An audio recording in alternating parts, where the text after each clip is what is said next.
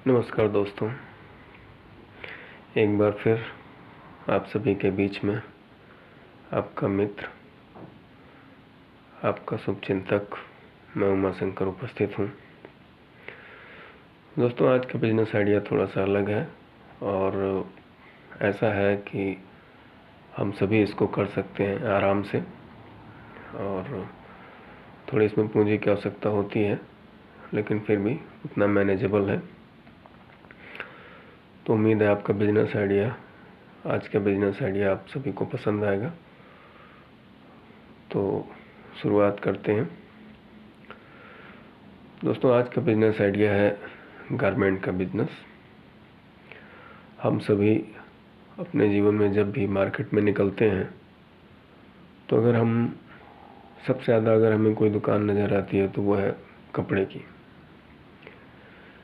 की दुकानें और खाने पीने वाली चीज़ों की दुकानें हमें सबसे ज़्यादा दिखाई पड़ती हैं। आजकल मोबाइल की दुकानें भी बहुत ज़्यादा दिखाई पड़ती हैं। दोस्तों, आप देखते होंगे कि जितनी भी कपड़े की दुकानें दिखाई पड़ रही हैं उन सब में कोई ना कोई ग्राहक ज़रूर है। एक किसी में ज़्यादा हो सकते हैं, किसी में कम हो सकते हैं, लेकिन दिखाई सभी में पड़ते हैं। किसी के पास 1, किसी के पास 2, किसी के पास 10, किसी के पास 5, यानी कोई भी कपड़े वाला खाली नहीं रहता है।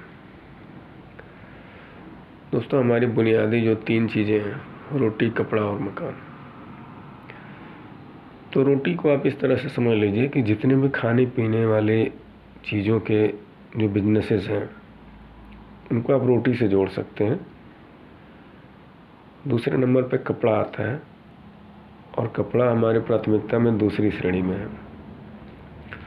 तो इसी से आप ये समझ सकते हैं कि गारमेंट का बिजनेस कितना इम्पोर्टेंट है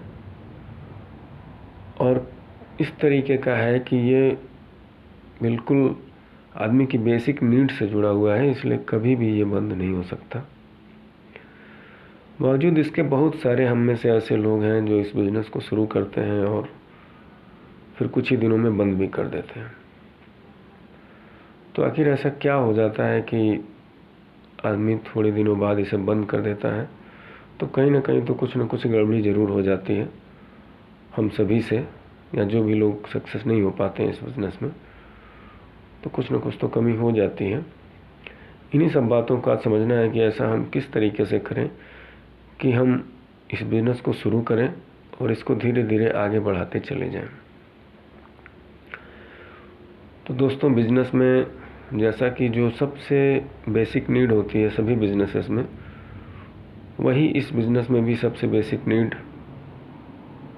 जो है वो सबसे पहली बेसिक नीड है मार्केट रिसर्च।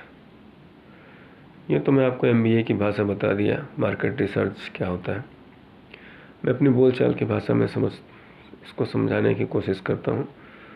मार्केट रिसर्च का मतलब होता है अपने आसपास के बाज़ार का अध्ययन करना, उसमें समझना कि जो काम हम करने जा रहे हैं उसमें किस तरीके से शुरू करें और कैसे शुरू करें। दोस्तों, गारमेंट का बिजनेस इतना विशाल है कि अगर आप सभी गारमेंट्स अगर अपने पास रखना चाहेंगे तो इसमें 50 लाख की पूंजी भी आपके लिए कम पड़ जाएगी। लेकिन मेरी सलाह यह है कि अगर आप गारमेंट का बिजनेस शुरू करते हैं तो सबसे पहले अपने आसपास के मार्केट्स में घूम के देख लीजिए कि किस तरह के कपड़े लोग खरीद रहे हैं। कपड़े 3 सेगमेंट में आते हैं, एक बच्चों के कपड़े, बड़ों के कपड़े, और बड़ों में भी 2 सेक्शन है। एक तो थोड़ा सा जो यंग वर्ग है, करीब 18 से 30 साल वाला, फिर 30 से 45 वाला, और उसके बाद वाला सेक्शन 45 से ऊपर वाला है। तो आप किस वर्ग को टारगेट करना चाहते हैं, आप किस वर्ग के लिए कपड़े बेचना चाहते हैं, उसमें भी 2 सेगमेंट और हैं, स्त्री और पुरुष। आप आदमियों के कपड़े बेचना चाहते हैं या महिलाओं के कपड़े बेचना चाहते हैं, किस तरह के कपड़े बेचना चाहते हैं। तो दोस्तों, आपका जो इच्छा करे आप बेच सकते हैं, लेकिन यहीं पे आके आदमी चूक कर जाता है। जो इच्छा करे से काम नहीं चलेगा। दोस्तों मेरी सलाह ये है कि अगर आप शुरुआत कर रहे हैं तो आप महिलाओं के कपड़े बेचना शुरू करें। महिलाओं के कपड़ों में दो बातें होती हैं। हमारे आपके घर में, सभी के घर में महिलाएं हैं। आप शुरू से देखते होंगे कि जितने कपड़े हम इस्तेमाल करते हैं उससे करीब करीब 3 गुना कपड़े हमारी बहनें, हमारी माताएं इस्तेमाल करती हैं। वो चाहे साड़ी के रूप में हो या सूट के रूप में हो या दूसरे कपड़ों के रूप में हो। आप अपने घर में ही पाएंगे कि आपसे 3 गुना ज़्यादा कपड़े महिलाएं इस्तेमाल करती हैं, महिलाएं पहनती हैं। तो जाहिर सी बात है, जो कपड़े ज़्यादा पहनता है वो कपड़े खरीदता भी ज़्यादा है। उनकी चॉइसेस अलग अलग होती हैं। तो मेरे हिसाब से आप महिलाओं के कपड़ों का बिजनेस शुरू करें और उसमें भी आप कोई 1 या 2 चीज़ पकड़ के चलें। आज के परिवेश में तो मैं आपको ये सलाह देना चाहूँगा कि आप महिलाओं के कुर्ती और पैजामे के बिज़नेस शुरू करें। कुर्ती का बिज़नेस आज की डेट में बहुत ही उभरता हुआ बिज़नेस है। वो इस तरीके से कि हमारे ग्रामीण बाज़ार या कोई भी गांव शहर की तरफ या शहर के कल्चर की तरफ जाता है। अगर हम गांव में रह रहे हैं या सेमी अर्बन एरिया में रह रहे हैं तो निश्चित रूप से हमारी महिलाएं शहर के जो फैशन है या जिस तरह की चीज़ें हैं उसको फॉलो करने की कोशिश करती हैं और उसमें ये कुर्ती बहुत ही सटीक बैठता है। जो महिलाएं साड़ी का इस्तेमाल करती थी शादी के बाद, वो अक्सर आजकल सूट वगैरह में आपको नज़र आएंगी। तो और जो अनमैरिड लड़कियां हैं वो तो इस्तेमाल करती ही हैं। तो इस तरह से कुर्ती का जो सेगमेंट है वो आज की डेट में बहुत ही प्रॉफिटेबल सेगमेंट है और इसकी बिक्री भी बहुत ज़्यादा होती है। तो आपने मार्केट रिसर्च किया और मार्केट रिसर्च में आज की जो इंडिया की स्थिति है उसमें आप पाएंगे कि कुर्ती बहुत ही सूटेबल बिजनेस है। कुर्ती प्लाजो आप रख सकते हैं। कुर्ती में बहुत सारी रेंज होती हैं, अलग अलग उम्र के लोगों के लिए अलग अलग साइज़ की कुर्तियाँ होती हैं, वो आप अलग अलग ले सकते हैं। दूसरा ये कि हम को ये देखना पड़ेगा कि हमारे एरिया में कितनी रेंज के कपड़े बिक सकते हैं, उनकी प्राइस रेंज क्या है। अक्सर ज़्यादातर लोग ये गलती करते हैं कि सारे कपड़े सस्ती रेंज वाले अपने पास रख लेते हैं। उसमें बहुत बड़ा नुकसान हो जाता है। नुकसान ये हो जाता है कि आज की डेट में हर व्यक्ति थोड़ा अच्छा कपड़ा पहनना चाहता है। अगर आप सोचेंगे कि मैं केवल सस्ती रेंज के सारे कपड़े रख दूं तो उसमें कुछ कपड़े तो सेल होंगे, बाकी कपड़े डंप हो जाएंगे, यानी कि सेल नहीं हो पाएंगे और ऐसी दशा में आप जो भी पूंजी लगाए रहेंगे वो फंस जाएगी, यानी कि डूब जाएगी। माल नहीं बिकेगा तो पूंजी का डूबना ही डूबना है। और सस्ते कपड़ों में मार्जिन भी बहुत ज़्यादा नहीं मिल पाता क्योंकि उनका फैब्रिक उतना अच्छा होता नहीं।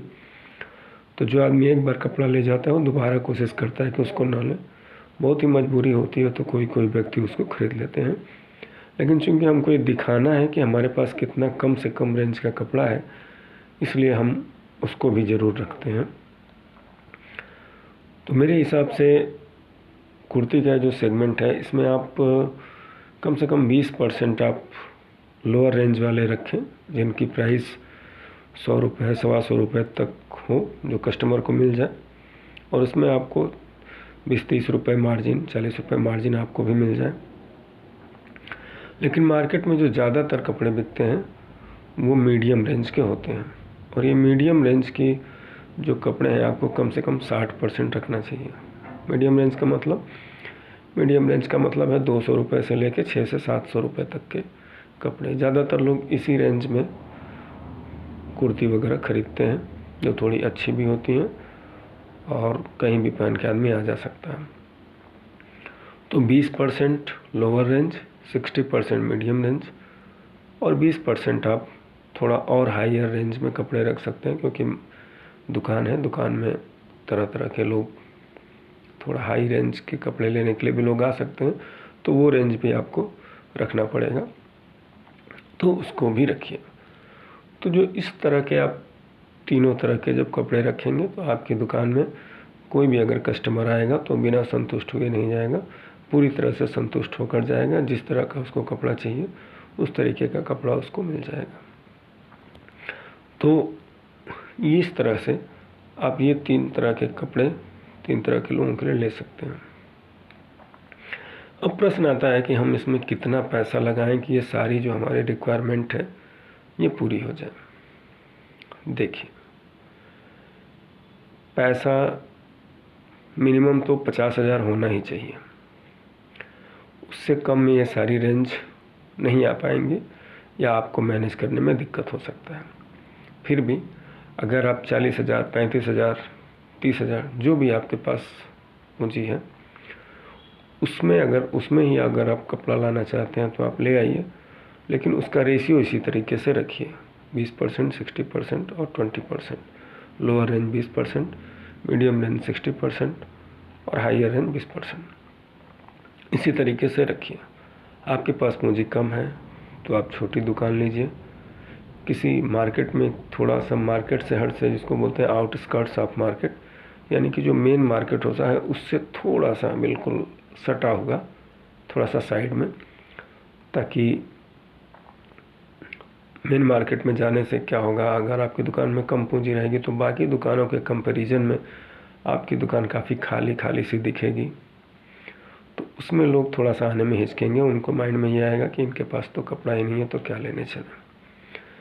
तो इसलिए जो है, अगर मार्केट से सटी हुई थोड़ा सा हट के रहे तो वहाँ पे आपका शुरुआत करने के लिए बेहतर होगा। थोड़ा सा भले ही अलग है, लेकिन जो लोग आएंगे उस शुरुआत में आपकी दुकान पड़ेगी तो निश्चित रूप से आपके पास खरीदेंगे, और एक बार खरीद लेंगे, उनको कपड़ा पसंद आएगा तो धीरे धीरे 2-3 महीने 4 महीने में आपका प्रचार प्रसार बढ़िया हो जाएगा, आपकी दुकान चल निकलेगी। अगर आपको मेन मार्केट में करना ही है तो मेन मार्केट में आप प्रयास ये करिए कि आपकी दुकान जितनी छोटी से छोटी हो अच्छा रहे, ताकि आपकी दुकान भरी भरी दिखे और सारा माल भरा भरा दिखे, अच्छी खासी रोशनी हो, ताकि और दुकानों के मुकाबले आपकी दुकान खाली खाली ना दिखे। अगर आप मेन मार्केट में करते हैं तो इस चीज़ का ध्यान रखें। तो इस तरीके से अगर आप करते हैं तो निश्चित रूप से आपका बिजनेस आगे बढ़ेगा। और अब बात कर लेते हैं मार्जिन की या प्रॉफिट की। दोस्तों, कपड़े के बिजनेस में बहुत अच्छा मार्जिन होता है। लोअर रेंज में ज़्यादा मार्जिन आप रख नहीं पाएंगे। लोअर रेंज में बहुत ज़्यादा आपको 20, 30, 40 रुपए तक का मार्जिन मिल सकता है।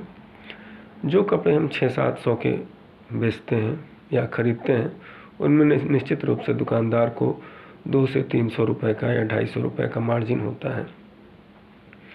तो अगर 250 का कपड़ा अगर आप 500 या 550 या 600 में बेच सकते हैं तो एक कपड़े पे ही आपको कम से कम 300-250 मिल जाता है। हाइयर रेंज में और भी मार्जिन होता है, यानी लोअर रेंज के बाद जब आप आगे बढ़ते हैं तो एक कपड़े में आपको कम से कम 250 से 300 का मार्जिन निश्चित रूप से होता है। तो दिन भर में अगर 4-5 कपड़े भी आपके बिक गए तो 1000-1200 का काम आपका हो गया। तो इस तरीके से कपड़े के बिजनेस में मार्जिन भी बहुत अच्छा होता है। आप 50,000 की पूंजी लगा के आराम से 1000-1500 बहुत आराम से आप पर डे कमा सकते हैं, और आपके पास आपका माल अच्छा है तो ग्राहक हमेशा आते ही रहेंगे। समय से आप खोलिए, समय से दुकान को बंद करिए, ज़्यादा से ज़्यादा समय दुकान में दीजिए, निश्चित रूप से आपके पास ग्राहक आएंगे। दोस्तों, एक बात और ध्यान रखिए कि कभी भी, जैसा मैंने आपको शुरू में ही बताया, कि बहुत सारा माल या बहुत सारा रेंज अपने पास शुरुआत में 50,000 रुपये में रखने की कोशिश मत करिए।